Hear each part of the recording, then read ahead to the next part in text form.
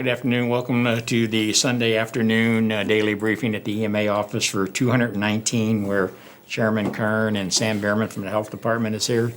Sam, numbers today. Numbers are a little higher than we would like to see them. A lot higher than what we would like to see. Yeah, I'm telling you. So as of today, 104,893 St. Clair County residents have been tested, which is an increase of 521 from yesterday. We are at 8,419 positive test results, which is an increase of 65 from yesterday. And that does include both males and females from under the age of 10 up to their 70s. Today, our daily county positivity rate is 12.5%. We are at 96,474 negative test results. And a big plus side to today is we are adding no new additional deaths, so we remain at 214.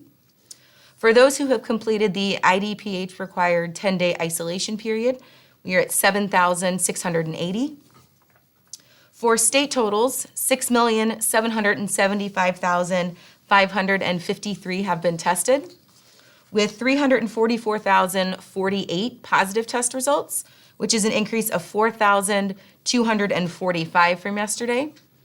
And for deaths, the state is reporting 9,214, which is an increase of 22 from yesterday. For hospitalization numbers in St. Clair County, currently we have 44 individuals that are admitted due to COVID-related reasons, and one of those individuals is on a ventilator. Regionally, we have 90 individuals that are admitted due to COVID-related reasons, and 5 of those individuals are on ventilators. For congregate living facilities that are in outbreak status, we will only announce any facilities that have had changes. The first, Cedarhurst of Shiloh, has 16 cases and no deaths, which is an increase of 1 case for that facility. And Lebanon Care Center has 78 cases and 12 deaths, which is an increase of 1 case for that facility. We do have some testing coming up this week on October 19th and 20th, which is Monday and Tuesday. We will have testing at Southwestern Illinois College from 8 a.m. to 4 p.m., and there will be a walk-up and a drive-through option at SWIC. And then on Wednesday and Thursday, October 21st and 22nd, we have testing at Clair Fairgrounds in downtown Belleville, and that is from 8 a.m. to 4 p.m. on both days as well. And I will turn it over to Chairman Kern for his update. Thank you, Sam. We'll move into the zip code report. These are the COVID positive changes in these particular St. Clair County zip codes. In 62059, we go up 1 today to 18. 62201, we go up 1 to 265. In 62203, we go up 1 to 243. 62204, we go up 1 to 168. 62205, we go up 1 to 227. 62206, we go up 4 to 511. 62208, we go up 7 to 494. 62220, we go up 4 to 653.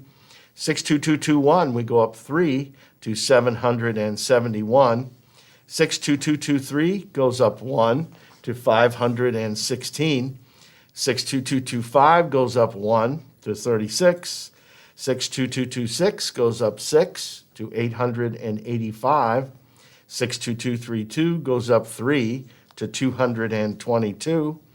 62239 goes up 2 to 136. 62240 goes up 2 to 40. 62243 goes up 1 to 126. 62254 goes up 2 to 286. 62258 goes up 5 to 215. 62269 goes up 5 to 681. And 62285 goes up 2 to 145. If we look at our numbers today, they're higher than we want them to be. They shouldn't be this high. But with 521 tests, we have 65 COVID positives coming out of that, which puts our daily St. Clair County positivity at 12.5%. That brings our 7-day rolling average up to 6.3%. We need to keep those rates lower. We need to make sure that we're testing enough people so that we're isolating this virus, so we're finding out the asymptomatic people. So let's take advantage of this testing next week and get those numbers up. The state has our regional positivity today at 7.2%, and they have Bond County rolling in at 24.4%, Clinton County at 11.2%, Madison County at 6.1%, Monroe County at 12.1%, Randolph is at 10.7%. They have St. Clair County's numbers at 6.2%, and Washington County at 12.5% today. So, Herb, numbers higher, but today's question and answer day, maybe we can answer a few questions that'll solve some issues for us. Okay, we'll go into the question and answer. Brian, if you would, do the honors. Thank you. All right, Sam, we'll start down here with Health Department questions. The first one says, as we talked about this last week, are there any updates on what we're learning from contact tracing? Yes, and there will be a graph that has been put up on the screen. So what we are finding in contact tracing are a few things. One, it's very important, as we've said before, that when a contact tracer contacts you, that you are as open and honest as possible. By doing that, that allows us to identify anyone that you have been in contact with, so we can, speak to those individuals to isolate them and to quarantine them to stop or slow the spread of COVID. So as you can see on the graph, the top 5 areas we are seeing is employment and healthcare, employment other, school, employment in an office setting, and then employment and retail. So as we are seeing, we are, now that schools are back in session, we're seeing that number jump up a little higher. But as you can see, 4 out of the 5 top spots are employment, whether, that be in a hospital setting or an office setting. So we are learning more as we contact trace, and we appreciate, everyone that does take the time to talk to us and follow up on the questions that we have with them. Okay, so kind of a follow-up question to that. The next person wrote, regarding the kids and teens that have been testing positive, can you talk about how often you are finding that they are the first ones in a family to test positive?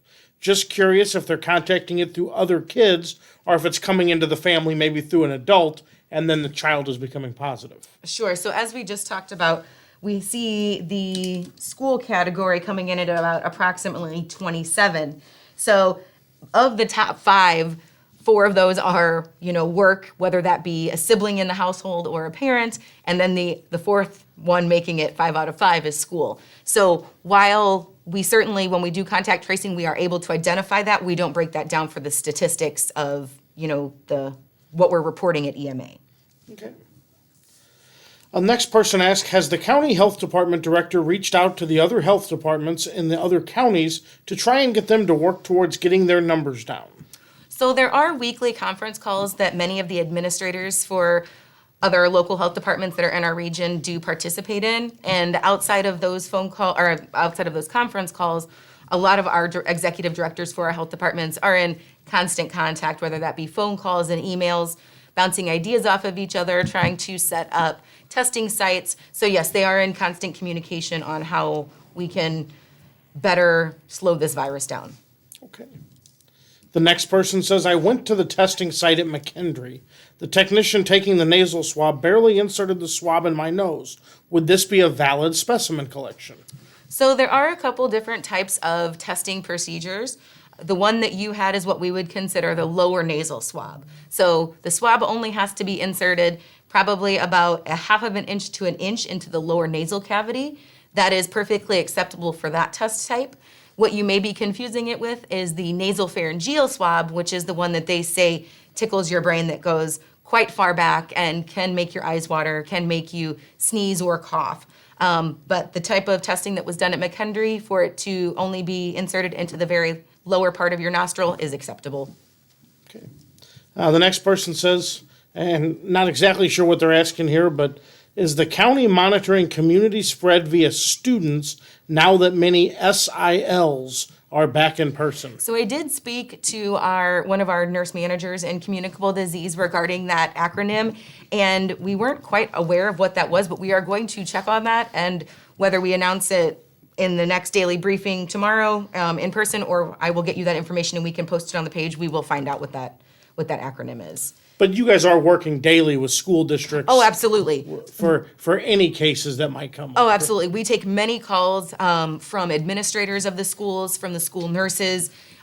We've been very impressed with how above and beyond schools have gone to, keep their students and their teachers safe. So yes, we are in constant contact, and we've put all of our contact information out there so they know how to contact us, even if it is outside of normal business hours or on weekends.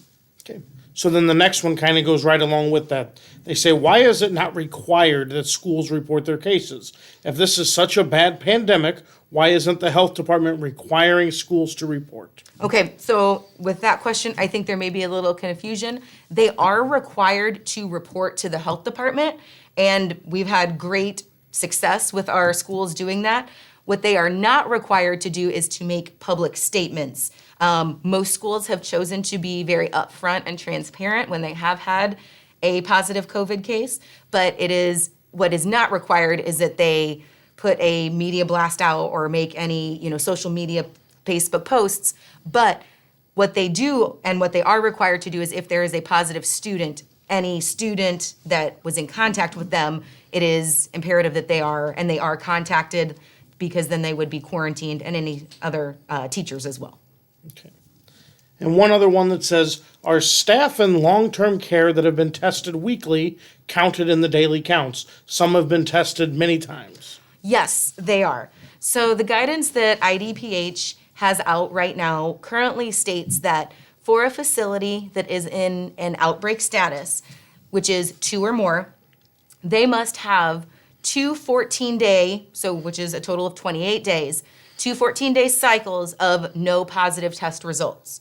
So what they do is if they start out with 5 positives that first week, the second week they will test everyone but those 5 positives, and then they continue to go down the line until they have 28 consecutive days of no positive test results. And that does include staff and residents. So it is very possible that a staff member and or resident could be tested multiple times. And if there is a positive within that 28-day cycle, that time frame starts over again. So it can be quite a lengthy process, and many results can come out of the same facility. Okay. Thank you very much. Chairman Kern, a couple that have come in here for you. The first person says, I've been thinking about how the restaurants and bars were complaining about the guidelines. What were they doing to help? I saw them complaining and threatening to sue. Why weren't they doing what you guys are doing and try to keep people being responsible?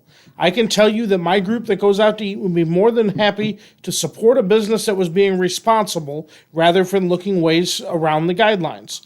Just an observation. Thank you, Director Simmons and Chairman Kern, for what you've been doing. We appreciate you saying that, appreciate the thanks. I think most businesses have found, or at least, and I'm talking about St. Clair County businesses, have found that making their employees wear masks, washing hands, putting the tables far apart and spreading them apart has really been good. It's a good thing for business. A lot of people don't really want to go out and risk catching COVID. So they will patronize places. They'll go to restaurants that keep that social distancing there. I think the main complaints that I heard from business were really the fact that St. Clair County's numbers were low, and we were being lumped in with counties that surround us who had higher numbers, and it was causing us to be closed, while many of the restaurants in the surrounding counties, restaurants and bars, weren't abiding by the restrictions. They didn't want to wash their hands. They didn't want to wear their masks, and some of them still probably are feeling that same way and doing the same thing. But I can tell you that the restaurants and bars, to a great extent here in St. Clair County, are abiding by those restrictions. They understand that we got to keep these numbers low. We got to be below 8% if we're going to remain open. Now, that being said, you look at the numbers today, the state's numbers went up over 4,200 people. That's a pretty high number. I can remember when the state of Illinois was down below 1,000. I think Sam remembers that too. So as this positivity goes up statewide, there are concerns that statewide restrictions might be put in place. We would rather be judged on our own merit, on the job that we're doing here in this county. And although today our numbers were higher, I think you have to let our citizens and our businesses be responsible for their destinies. And if we see those numbers going up, I think that's a message that we're not doing a good enough job. We need to make sure that everybody's wearing those masks, staying out of crowds, watching that social distancing, washing their hands, not forgetting all the things that got us to a point where we just got those mitigations let up.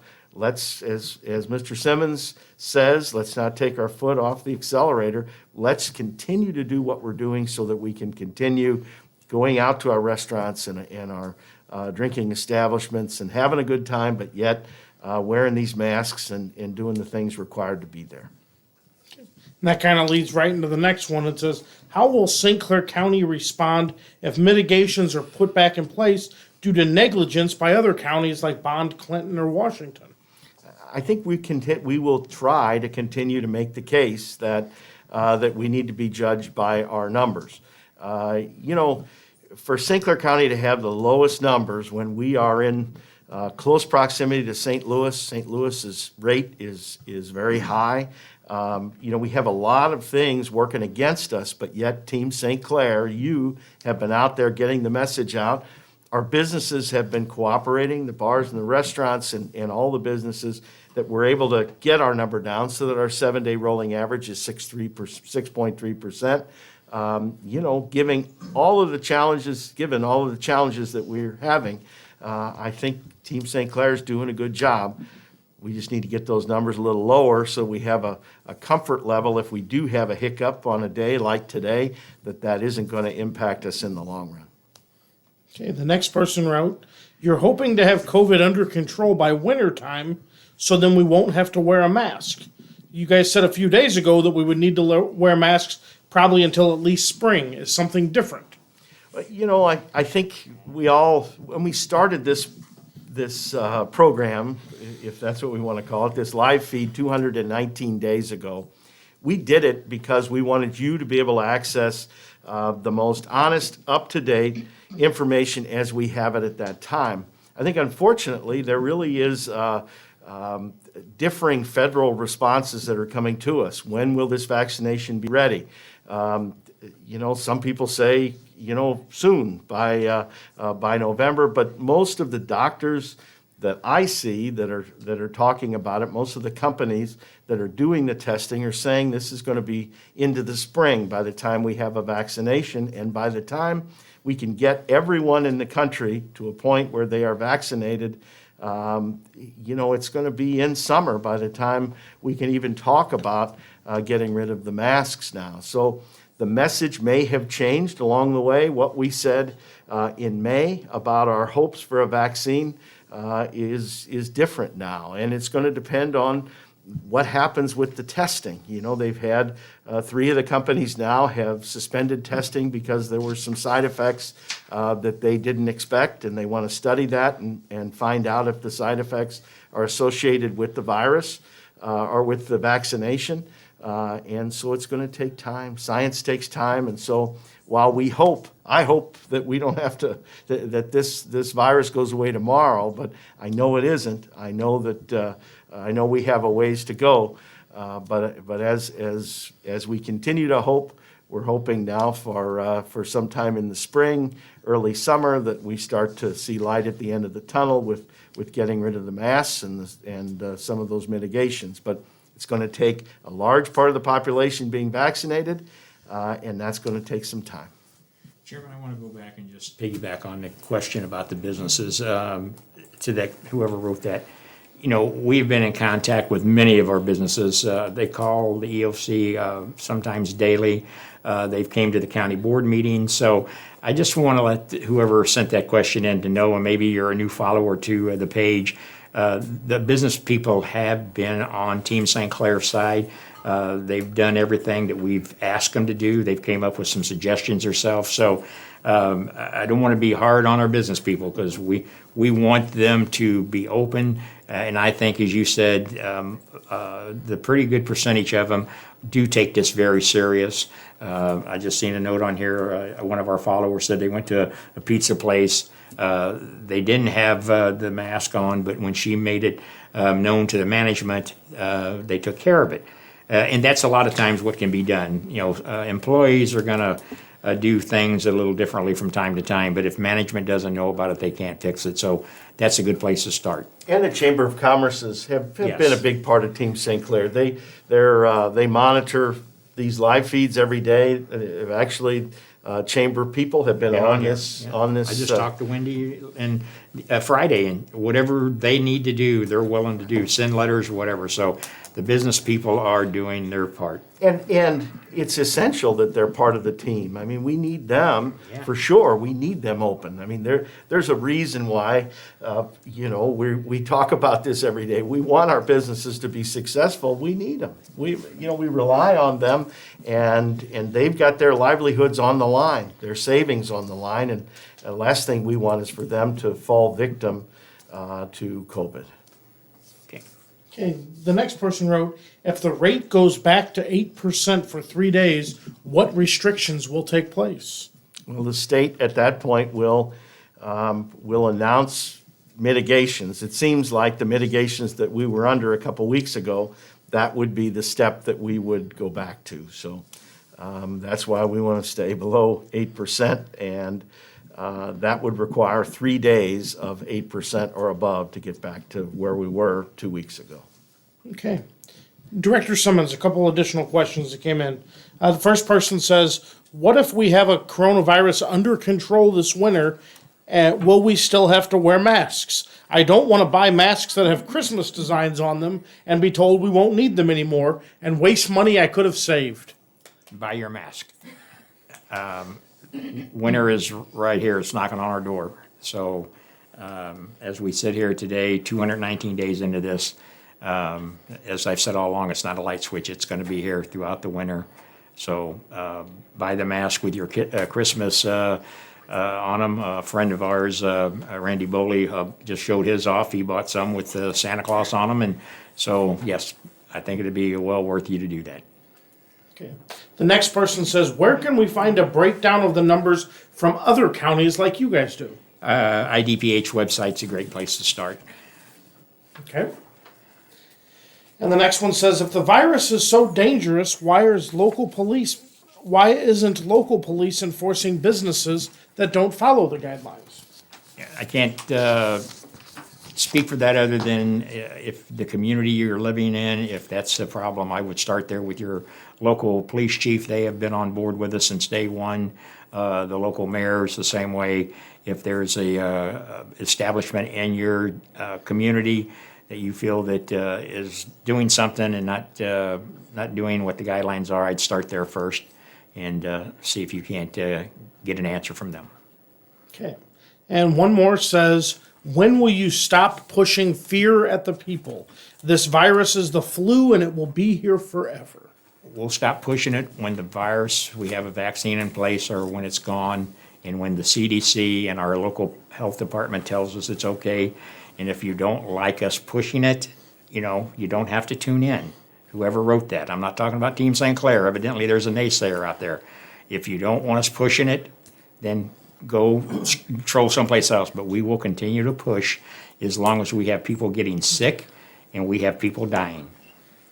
Okay, just a couple of comments that came in, not really questions on these messages, but one says, I just saw the governor on TV pleading with us to do better.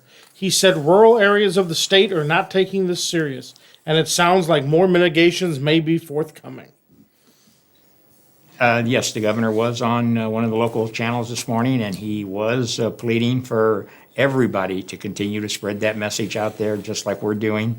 219 days of it, and we're going to continue to do it. The governor did say that some of the rural parts of the state seems to not be taking it serious enough, and we're seeing that here ourselves. But that's why we are preaching every day. We got to do this together, and that's what we're going to continue to do. Okay. Next one says, it's obvious that you're all passionate about what's going on with this virus, especially Mr. Simmons. It's terrible that day after day you must plead to have people follow a simple chore like wearing a mask. Please express our gratitude to everyone that's trying to save people from getting sick and save some from dying. Well, and the chairman just said it. Wear the mask, wash your hands, and that brings up a very important point. If you are not going to wear a mask because you believe it's infringing on your rights, does that mean you're not washing your hands? Stop and think about that. Stop and think about that. I would hope that you're washing your hands. So combine those two together with watching your social distancing. Guess what? You're a part of the solution.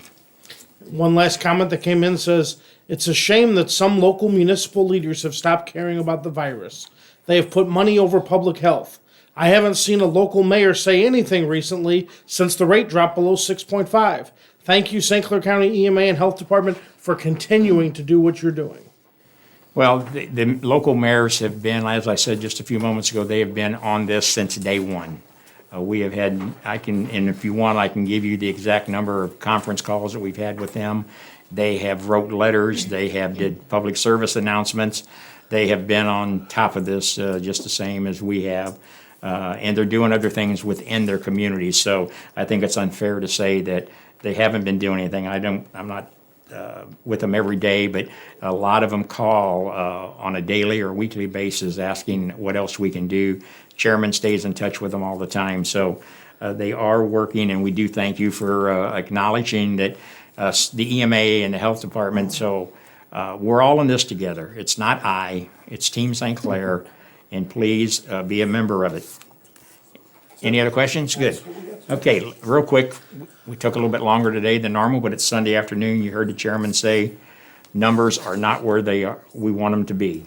The number I preach about every day, 7.2. We've seen it go up since last Friday, a week ago. Every day it's going up. We got to stop it. Team St. Clair, again, this isn't for you. Yous are doing a tremendous job. I'm seeing different people follow this page every day. Myself, the staff members are up throughout the evenings answering your questions, trying to spread it, trying to share it as much as possible. Please continue to do that. It's easy, even though you don't think it is. Wear the dang mask, wash your hands, practice the social and physical distancing, and we don't have to be here for another 219 days.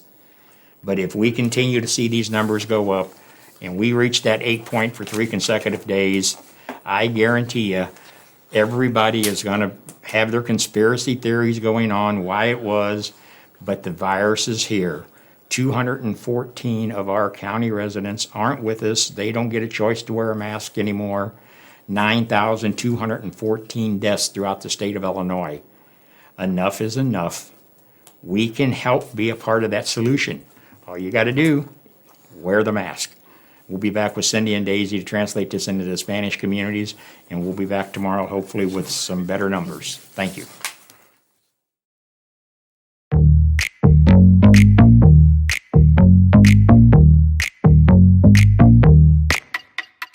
Mask, gloves, soap, scrubs, TikTok, Grubhub, Twinks, jocks, bears, cubs. Zoom is the new club. 6 feet, no hugs, still beat these mugs. Mask, gloves, soap, scrubs. Mask, gloves, soap, scrubs. Mask, gloves, soap, scrubs. Mask, gloves, soap, scrubs. Mask, gloves, soap, scrubs. Mask, gloves, soap, scrubs. Mask, gloves, soap, scrubs. No school, gym closed. Don't touch these clothes. Need food, this blows. Line at Trader Joe's. At home, gym fish. Don't come close. Just wave, wave, blow a kiss. Mask for mask, sis. Left, right, swiping on Tinder. What was life like? I can't remember. Needing my haircut, somebody shave her. Where is all of the toilet paper? Gloves, soap, scrubs. Mask, gloves, soap, scrubs. Okay, dolls, y'all know what time it is. Come on, stay inside.